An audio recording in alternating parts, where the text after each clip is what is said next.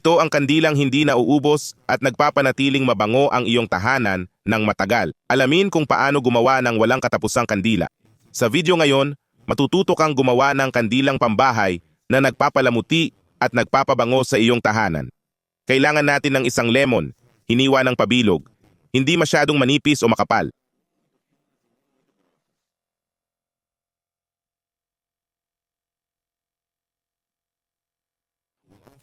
Kailangan din natin ng lalagyang salamin.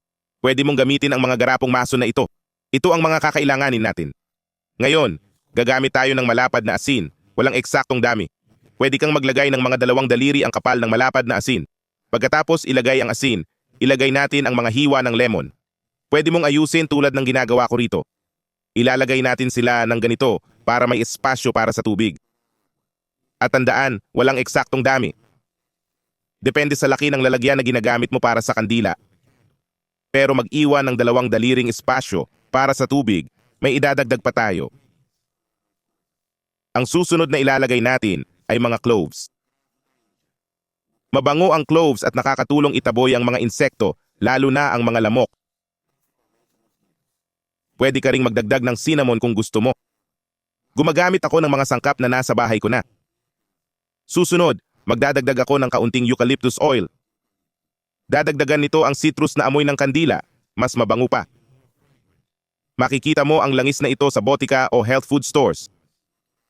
Panghuli, tatapusin natin ito ng mantika. Ito ang ating panggatong, dahil hindi naghahalo ang langis at tubig, lulutang ito sa ibabaw. Iyon mismo ang kailangan natin. Ngayon, kailangan natin ng mga disposable na baso. Malamang may natira ka mula sa mga party o selebrasyon.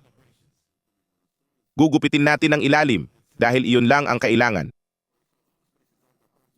Pagkatapos itrim ang base, butas lang sa gitna ang kailangan.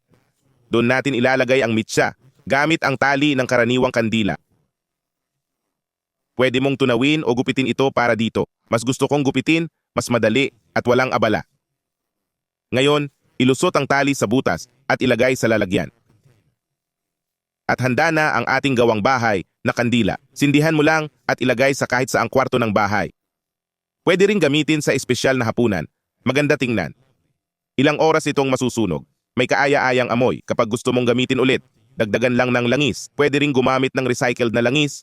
Epektibo rin. Iyon ang ating tip para sa araw na ito. Sana ay nagustuhan ninyo. Yakap at kita tayo sa susunod na video.